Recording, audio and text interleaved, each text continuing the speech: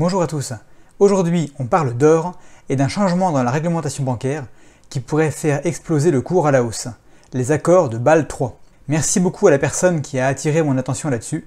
J'en avais déjà entendu parler, mais je n'y avais jamais prêté plus d'attention que ça. Peut-être à tort, parce que c'est très intéressant, et surtout, ce sera peut-être le déclencheur qui mettra fin à la manipulation du cours de l'or, au moins partiellement.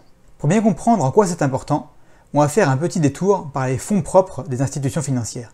À chaque crise, la réglementation semble se durcir un petit peu. On exige donc des banques un minimum de fonds propres en face de toutes les bêtises qu'elles font au quotidien. Mais on n'exige pas que ces fonds propres soient détenus en cash à 100%. La banque a le droit de placer l'argent. Obligations, métaux précieux, actions. Seulement, comme tous les actifs ne se valent pas, ils ont été divisés en 3 niveaux. Du niveau 1 le plus liquide au niveau 3 le moins liquide et le plus risqué. Les actifs de niveau 1 peuvent être comptabilisés pour 100% de leur valeur. Le cash par exemple, ou les obligations souveraines sont de niveau 1. Leur détention est donc encouragée. En revanche, pour les actifs de niveau 3, le régulateur impose une marge de sécurité et on ne peut les inscrire que pour 50% de leur valeur, ce qui décourage un peu de trop investir dedans. Ce qui est rigolo, c'est que jusqu'à maintenant, l'or papier non alloué était un actif de niveau 1, non pénalisé donc, alors que l'or physique était considéré comme illiquide et par conséquent de niveau 3, fortement pénalisé. Il ne comptait au bilan que pour la moitié de sa valeur. À partir du 28 juin 2021, les choses changent en Europe.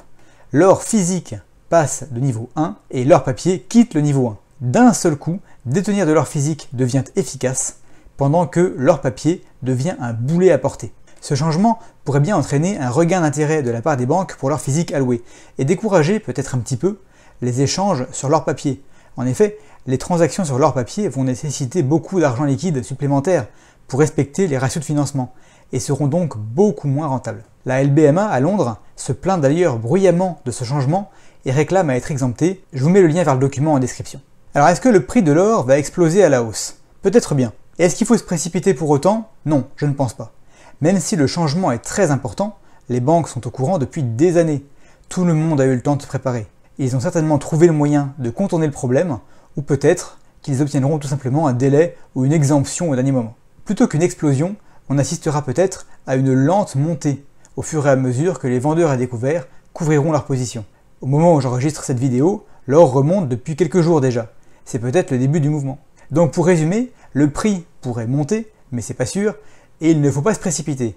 Alors qu'est-ce qu'on fait? On se laisse pas impressionner, et on fait ce qu'on voulait faire à la base.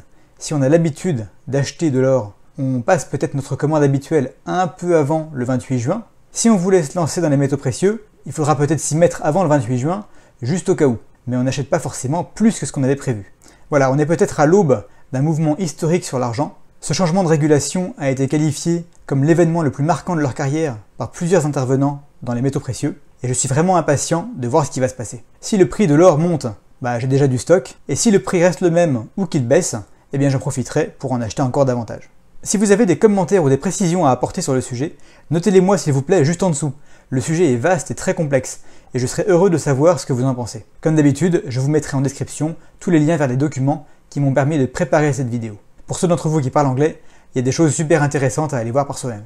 Si la vidéo vous a plu, faites-le moi savoir en cliquant sur le pouce bleu ici en bas. Si l'or et l'argent vous intéressent et que vous voulez sécuriser votre patrimoine, n'hésitez pas à vous abonner à ma chaîne YouTube. Vous êtes toujours plus nombreux sur le Discord et je vous remercie tous pour votre participation ainsi que pour la qualité des échanges. Je vous retrouverai avec plaisir dès la semaine prochaine dans une nouvelle vidéo. Et d'ici là, soyez prudents dans vos investissements, mais sans oublier de rester curieux.